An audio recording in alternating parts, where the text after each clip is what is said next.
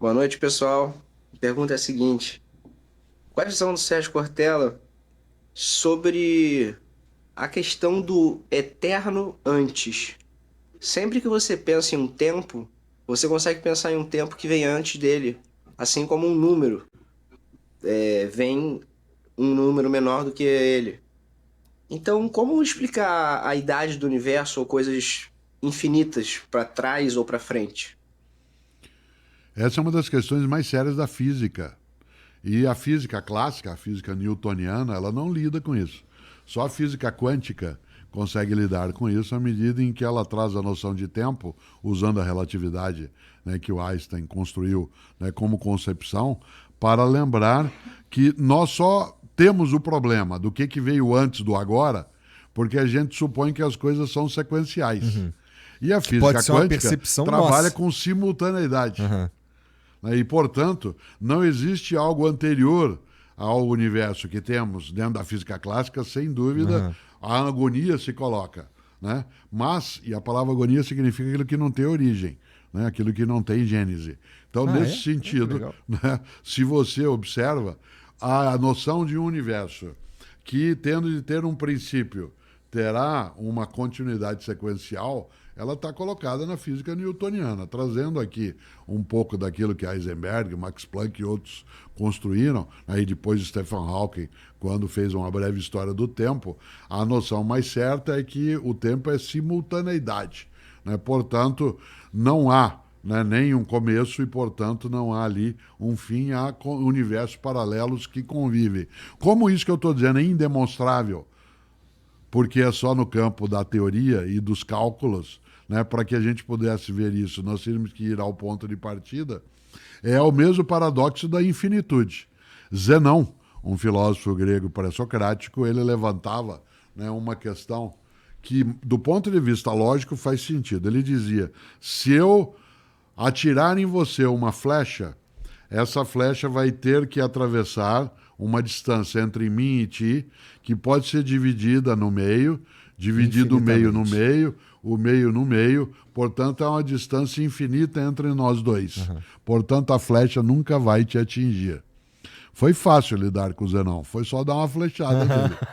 Né? Nem sempre a concepção teórica, aquela que nos incomoda, ela tem uma correspondência, Aham. né, na realidade.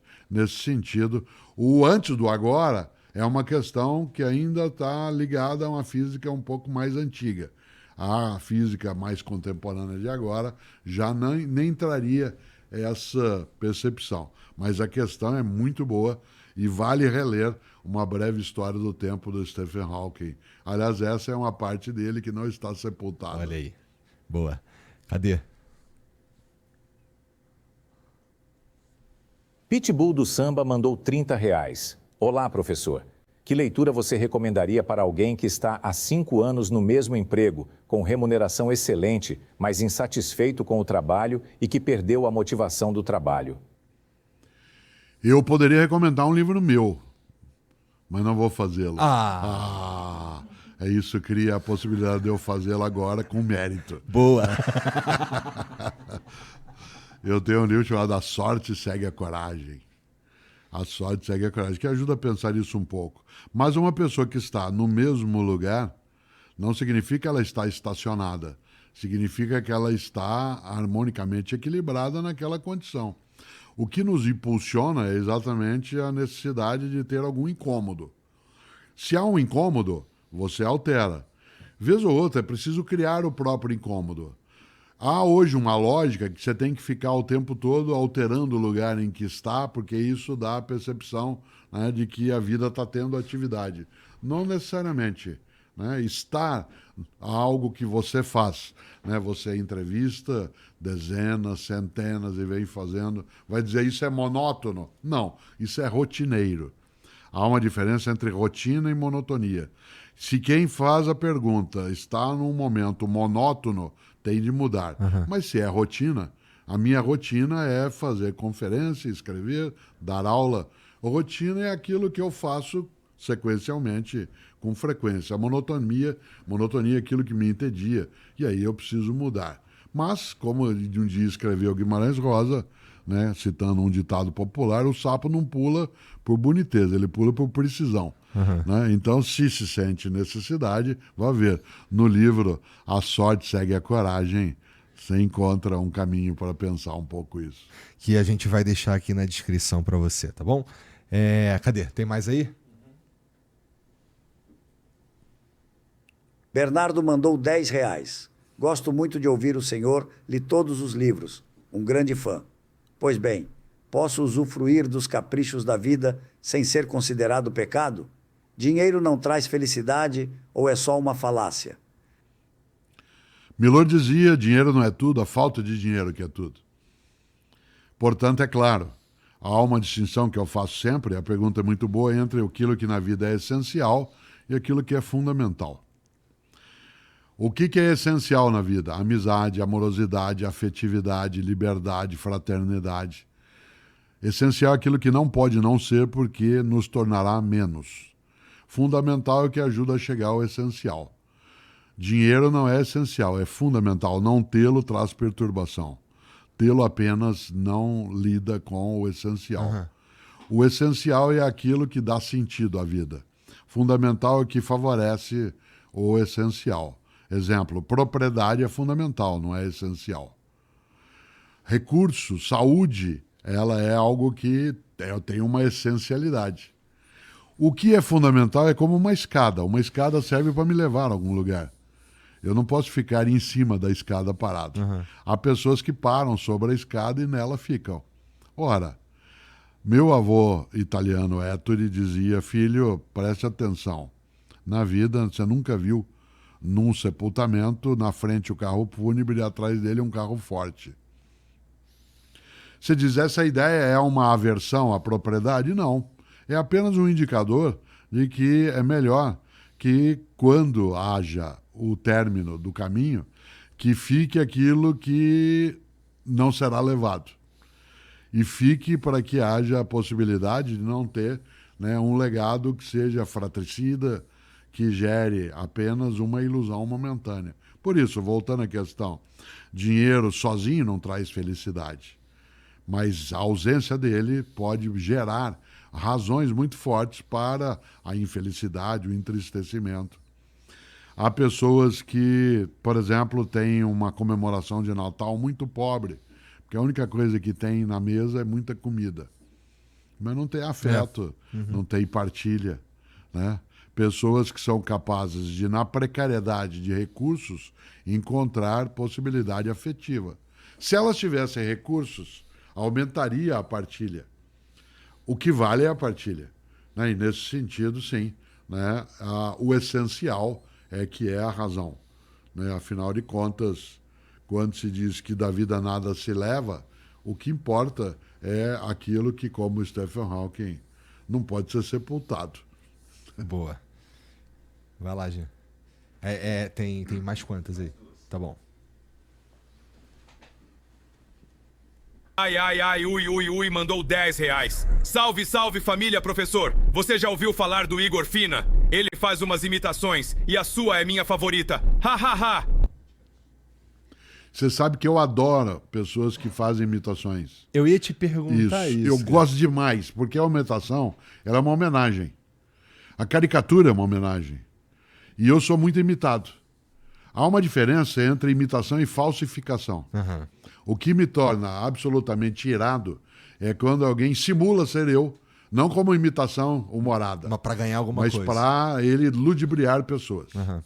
Isso é falsificação. Outra coisa é a homenagem da ideia, né, da imitação.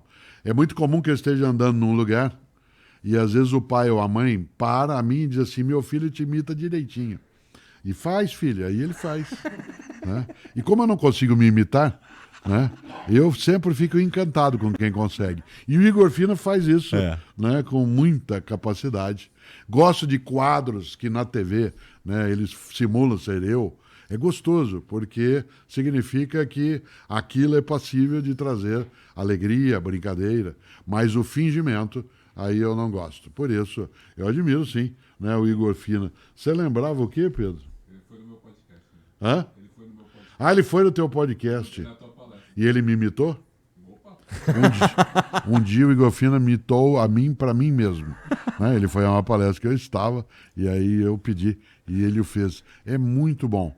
Existem imitações que são feitas que são absolutamente divertidas. Eu não perco nenhuma. Mas eu tenho essa dificuldade, eu não consigo me imitar. Toda vez que ele vem aqui, ele te imita também. Bom, seria esquisito se tu se imitasse, né? Cadê? Dá ali na última aí. Felipe mandou R$10. Olá, professor Cortella. Satisfação poder mandar esta mensagem ao senhor. Quais livros o senhor indicaria para o desenvolvimento de senso crítico? Há várias obras que não podem não ser lidas para se pensar. Uma delas é Meditações do Descartes, que é uma obra do século XVII, em que ele fala sobre a necessidade de você introduzir a dúvida metódica. Isto é, ser capaz de não ter uma crença ingênua nas coisas, de não deixar de crer quando encontra fundamento, né, para fazê-lo. Portanto, aí é uma obra um pouco mais clássica. Outra que favorece no dia a dia, já um pouco mais contemporânea, né, aquilo que é a marca, né, do dia a dia, é uma obra do Leandro Carnal chamada O Dilema do Porco-Espinho. Né, que é um livro que auxilia a pensar não só a convivência humana, como a necessidade de afastar, né, a recusa. Nesse sentido, acho que esse movimento, trazendo de um lado o Descartes, né, de outro lado essa concepção, né, que o Karnal coloca, auxilia, né, imensamente. Mas eu recomendo para quem quer pensar, por exemplo, criticamente sobre religião, um livro que é uma coletânea de cartas trocadas entre dois grandes pensadores que já faleceram. Um cardeal católico italiano, Dom Carlo Maria Marini, e um grande ateu, Umberto Eco. Durante um tempo, eles trocaram cartas entre eles. Um ateu e um teólogo católico sobre religião. E isso resultou num livro que em português se chama Em que creem os que não creem. Você já imaginou você ler a conversa entre um cardeal e um ateu do porte do Umberto Eco? Isso vale demais. Né? É interessante porque o Karnal também tem um livro, ele e o padre Fábio de Mello, chamado Crer ou Não Crer. Eu tive o gosto de fazer o prefácio desse livro entre um teólogo e o Karnal, que se coloca agora, né, como ateu. É interessante isso, porque a marca mais forte, né, em relação a esse pensamento crítico nesse campo vem lendo Em que creem os que não creem. É bom demais. Entendi. O que é mais gostoso é alguém trazer uma pergunta como essa. Isto é, não um livro que doutrine, não a orientação sobre obras que deixem aprisionado, mas que sejam capazes, né, de fazer. O Pedro Cortella está produzindo já um livro sobre pensamento crítico. Quando ele for lançado, aí a gente conta. Tá bom, tá bom. Professor, muito obrigado por vir aí. Que bom. Obrigado pelo teu tempo, de verdade. Como é que faz para ficar por dentro dos teus cursos e tudo mais? Tem as redes sociais, né? Tem o meu perfil, Cortella Oficial. Você encontra isso nas várias plataformas, nas várias situações, e ali tem acesso. E eu tenho também um portal, né, Mário Sérgio Cortella, onde você encontra parte, para quem tem curiosidade, uma parte da minha biografia, as histórias em quadrinhos que o André, irmão do Pedro, ajudou a conceber, que sou eu, uma coruja chamada Filó, né, que fazemos diálogos em relação a coisas do dia a dia. Tanto nesse portal se encontra, como também em tudo que a agência Sofia ela disponibiliza. Mas o mais forte é o Cortella Oficial. É isso? É só Cortella agora. É só Cortella. Não tem mais oficial? Faz 2 anos. É mesmo, então. Faz uns 2 anos, está dizendo o Pedro. Então eu vi alguma coisa que falsificou esses dias. Porque estava lá uma coisa escrito Cortella Oficial. Que coisa, né? Que então é só Cortella. Tá. Bom, se você tiver no YouTube, a gente vai colocar no comentário fixado aqui tudo isso que o Cortella falou para você encontrar com um clique só e os verdadeiros, tá? E aí você fica à vontade, clica lá. Você também deveria, inclusive, se inscrever aqui no canal, dar o like aí nesse vídeo e o que dá para comentar aí? Dá para comentar, sei lá, otário. Boa, comenta aí. Não vai aparecer otário. Então comenta. Senso crítico. Comenta aí senso crítico aqui embaixo, que é pra gente saber, pra gente levar a vibe da parada. Você sabe que critério é uma palavra que veio da agricultura. É? Significava separar o feijão da pedra, o arroz da palha. Critério é a separação, escolha o que serve daquilo que não serve. Olha quanta coisa boa. Pois é, cara. Sabe. Caramba, ó, tu estudou bastante etimologia, hein, cara? Algumas a gente erra bastante. Eu gosto de ler coisas, vez ou outra. Há um grande professor, um jornalista, o Sérgio Rodrigues, que escreve sobre esse tema, né? E que várias vezes eu fui ler coisas que ele escrevia, fundamentados e estruturados, e vi o quanto que vez ou outra eu errei em cheio, né, falando algumas coisas que era etimologia por afinidade, né, coisas que falei em outro tempo que você disse, nossa, como que eu imaginei que era esse caminho, devia ter estudado um pouco mais, né? Ele tem um livro muito bom que é Viva a Língua Brasileira. É uma coisa muito... Acho que é esse o título. Eu recomendo assim que a gente achar o nome certo. Sérgio Rodrigues. Boa.